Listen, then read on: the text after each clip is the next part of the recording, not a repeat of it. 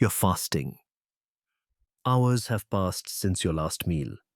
Your stomach is quiet, your body is working, and you reach for something to drink. But here's the question that stops. Many people will.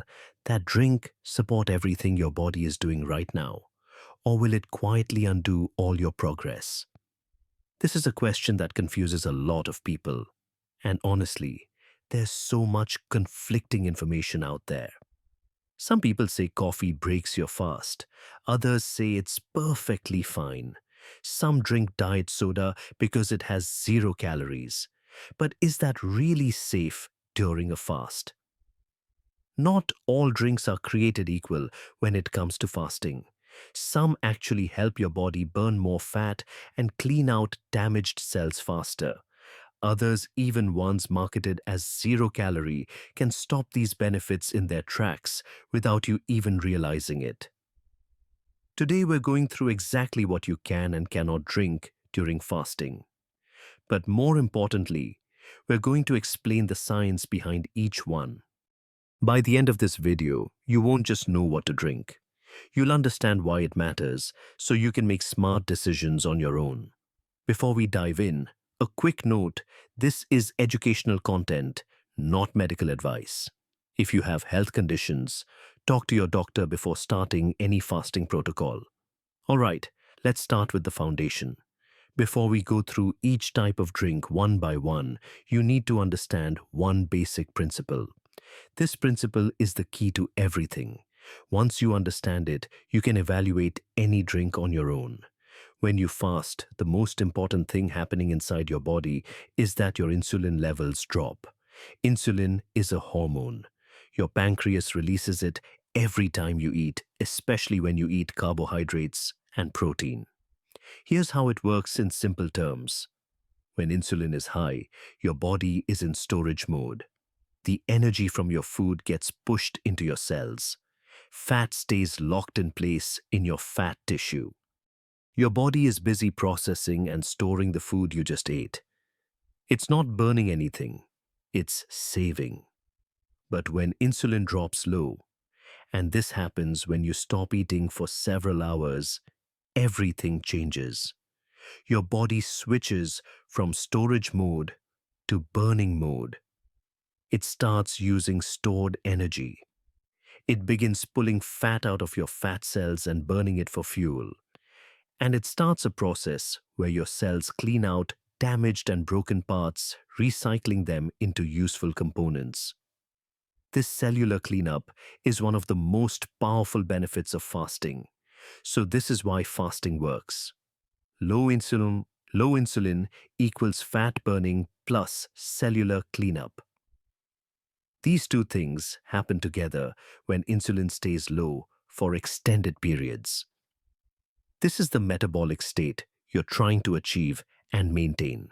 Now here's the key insight that will guide everything else in this video. When we evaluate any drink, the most important question is simple. Does it raise insulin? If the answer is yes, that drink will interrupt your fasting benefits. The fat burning slows down or stops. The cellular cleanup pauses. If the answer is no, you're safe. You can drink it without worrying about losing your progress. Keep this principle in mind as we go through each drink. It will make everything clear. Let's start with the safest options first. Water is the most obvious and safest choice. No calories, no protein, no carbohydrates. Water does not affect insulin at all. You can drink as much water as you want during your fast. This one is completely straightforward. But there's something important you need to know about water and fasting. Something that explains why many people feel terrible during their first few fasts. When you fast, your body excretes more sodium and potassium through your urine than it normally does. This is a natural process. Your kidneys work differently when you're not eating. According to research published in the American Journal of Medicine, during the first 24 hours of fasting alone, your body can lose anywhere from 1,100 to 5,700 milligrams of sodium. That's a significant amount of minerals leaving your body. This sodium loss is why you might feel dizzy, tired, weak, or get headaches during the first days of fasting. Many people think this means they need food, but that's not the case. It's because you're losing minerals faster than you're replacing them. The solution is simple electrolytes. Electrolyte supplements that don't contain calories or sugar are completely safe during fasting. We're talking about sodium, potassium, and magnesium. You can find these as tablets or powders that dissolve in water. These electrolytes do not trigger insulin. They contain no calories. They just replace what your body is losing naturally. And they help you maintain your energy, avoid headaches, and feel normal during your fast. This is why experienced fasters always keep electrolytes nearby. It makes a huge difference in how you feel. Here's a practical tip. Drink about 2 to 3 liters of water per day when fasting. And if you're fasting for more than 24 hours, adding electrolytes becomes especially important. Don't skip this step. One safety note here. If you experience severe dizziness that lasts more than 30 minutes, even after drinking water and taking electrolytes, that's your body sending you a message. Something is wrong. Stop your fast and consult a healthcare professional. Listen to your body. Now let's talk about something millions of people wonder about coffee. Black coffee has about 2 to 5 calories per cup. This tiny amount is not enough to trigger any meaningful insulin response. So from an insulin perspective, black coffee is completely safe during fasting. But here's where it gets really interesting. Coffee doesn't just avoid breaking your fast. It might actually make your fast more effective. In 2014, a French-Italian research team published a fascinating study in a scientific journal called Cell Cycle. They wanted to know what coffee does inside the body, beyond just giving you energy. They gave mice coffee and carefully observed what happened inside their bodies at the cellular level. The results were remarkable. Within just 1 to 4 hours after drinking coffee, the mice showed significantly increased activity in cellular cleanup. Their cells were breaking down damaged components and recycling them at a faster rate. This was observed in the liver, in the muscles, and in the heart. But here's the surprising part that caught everyone's attention. Decaffeinated coffee showed the same effect. The caffeine wasn't the key factor at all. The scientists concluded that polyphenols in coffee, not the caffeine, are what create this benefit. Polyphenols are natural compounds found in coffee beans. They seem to activate the same cellular cleanup pathways that fasting activates. So what does this mean for you? Black coffee doesn't just not break your fast. It may actually accelerate the cellular cleanup process that makes fasting so beneficial in the first place. You're not just avoiding harm, you might be adding benefit. This is genuinely good news for coffee lovers. Some practical tips for drinking coffee during fasting. First, drink it black. No sugar, no milk, no cream. Those additions change everything, and we'll talk about why in a moment. Second, limit yourself to 1 or 2 cups per day. Too much coffee can cause jitters, anxiety, and digestive issues. Third, avoid drinking coffee too late in the day because caffeine can affect your sleep. And good sleep is crucial for the benefits of fasting. Your body does a lot of repair work during sleep, and poor sleep can actually undermine your fasting efforts. Fourth, if you choose decaf because you're sensitive to caffeine, you still get the polyphenol benefits. You're not missing out on the cellular cleanup effects. One more thing about coffee. If you're new to fasting and used to drinking coffee with cream and sugar, the transition to black coffee can be tough. But give it a few days. Your taste buds adjust. Many people find that after a week of black coffee, they actually prefer it that way. Similar to coffee, green tea is an excellent choice during fasting. Green tea contains a compound called EGCG, which is a type of polyphenol. Research has shown that EGCG supports fat burning and cellular cleanup processes. Green tea has almost no calories and does not trigger insulin, so it's completely safe during fasting. Other herbal teas are also safe. Ginger tea, peppermint tea, chamomile tea, and most other herbal teas contain virtually no calories and don't affect insulin. You can drink them freely during your fast. The key rule is simple: don't add sugar or honey. The moment you add sweeteners, you're adding carbohydrates, and carbohydrates raise insulin. Keep your tea plain. One helpful note: ginger tea can actually help reduce feelings of nausea that some people experience during longer fasts. If your stomach feels unsettled, ginger tea is a good option.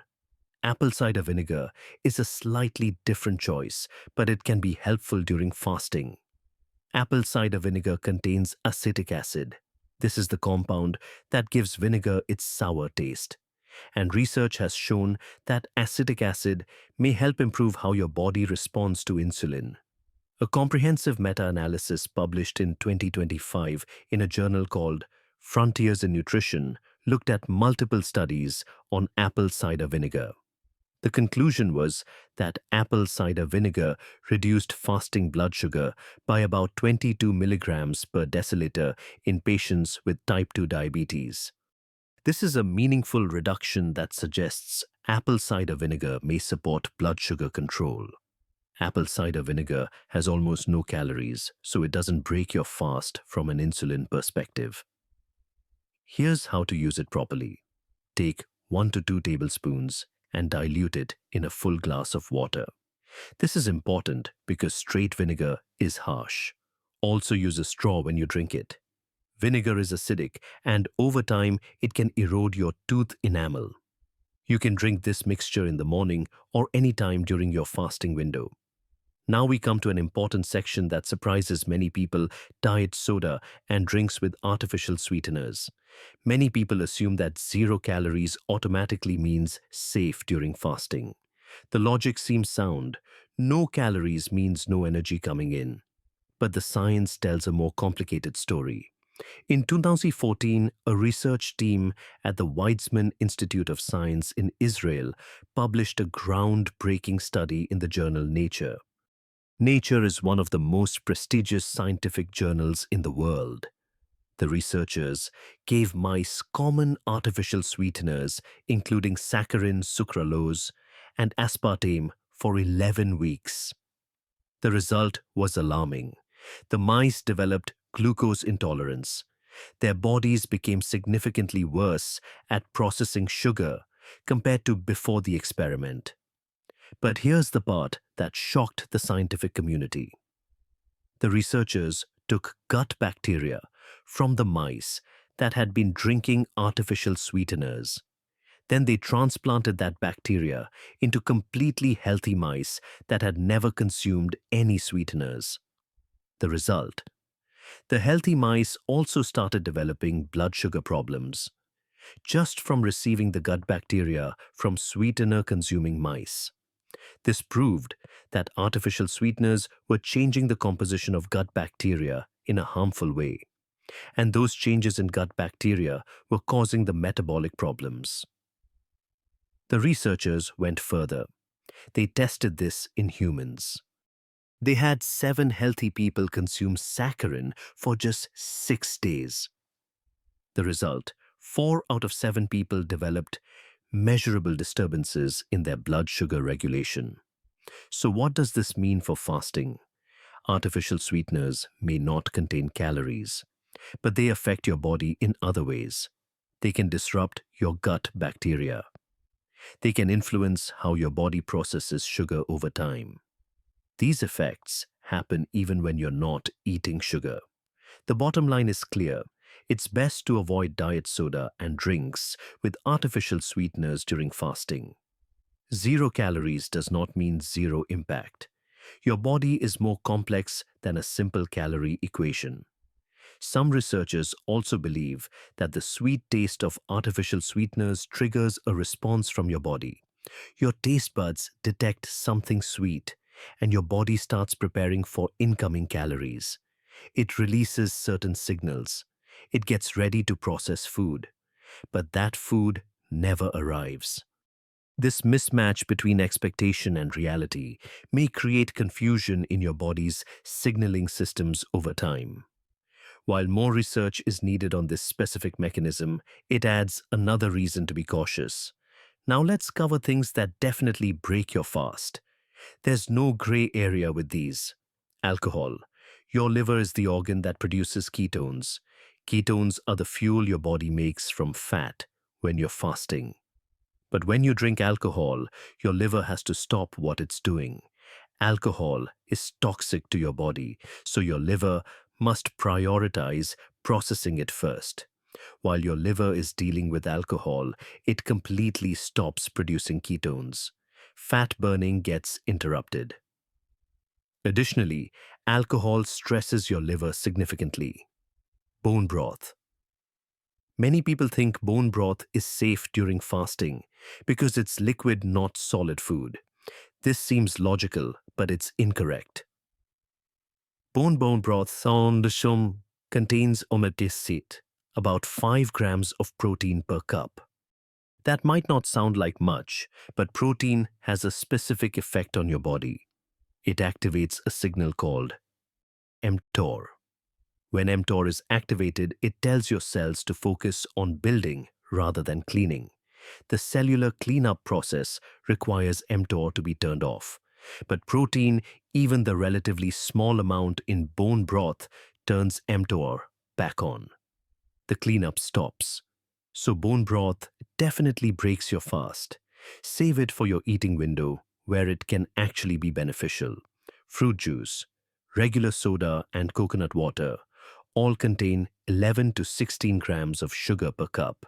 Sugar raises insulin immediately and dramatically. One glass completely ends your fasted state. Milk contains about 12 grams of carbohydrates per cup in the form of lactose. This triggers a significant insulin response. Milk breaks your fast. Some drinks fall into a gray area. They don't completely break your fast in terms of insulin, but they may affect some of the benefits depending on what your goals are. Heavy cream is almost pure fat. And here's an important fact about fat. Pure fat does not trigger insulin. So technically adding a small amount of heavy cream to your coffee keeps you in a fasted state from an insulin perspective. However, there's a catch you need to understand. When you consume fat, your body will burn that incoming fat first. It will burn the fat from the cream instead of burning the fat stored in your body. This is just how your body prioritizes fuel sources. If your goal is weight loss, heavy cream slows your progress because you're not tapping into your stored fat. But if your goal is primarily keeping insulin low, or if you need something to help you fast longer without feeling deprived, a small amount may be acceptable for you. It depends on what you're trying to achieve. Know your goal and then decide accordingly. Bulletproof coffee works the same way. This is coffee blended with butter or MCT oil. Many people use it because it helps them feel full for longer hours. It can also support mental clarity and focus, which some people find helpful during longer fasts. But it will slow the burning of your own body fat since you're providing fat from an external source. Again, it comes down to your priorities. Lemon water is generally fine. A few drops of lemon juice has negligible calories and doesn't affect insulin. Lemon also contains citrate, which may help prevent kidney stones. Lemon water is safe during fasting. Let's bring everything together now. Safe drinks that can support fasting water. Water with sugar-free electrolytes. Black coffee. Green tea. Unsweetened herbal teas, and diluted apple cider vinegar. These either have no effect on insulin or may actually enhance fasting benefits. Drinks you should avoid diet soda and anything with artificial sweeteners. Despite 0 calories, they can disrupt gut bacteria and affect sugar processing over time. Drinks that definitely break your fast: alcohol-bone broth, fruit juice, regular soda, coconut water, and milk. Gray area drinks, heavy cream, and bulletproof coffee. They don't raise insulin, but slow burning of your own body fat. Remember the basic principle: fasting works because insulin stays low. Anything that raises insulin interrupts the benefits. Now that you understand the science, you can make choices that work for you. What surprised you more? That coffee might enhance fasting benefits, or that diet soda could cause problems despite 0 calories? Let me know in the comments. And here's a debate. Some people swear bulletproof coffee is their fasting secret. Others say any calories stop the benefits. Now that you understand the science, what do you think? Share your thoughts below. One final note: fasting isn't right for everyone. If you're pregnant, breastfeeding, have eating disorder, history, or serious health conditions, please consult a doctor before fasting. Your health comes first. If this video helped you, subscribe so you don't miss the next videos exploring the science behind how your body works. What's your go-to drink during fasting?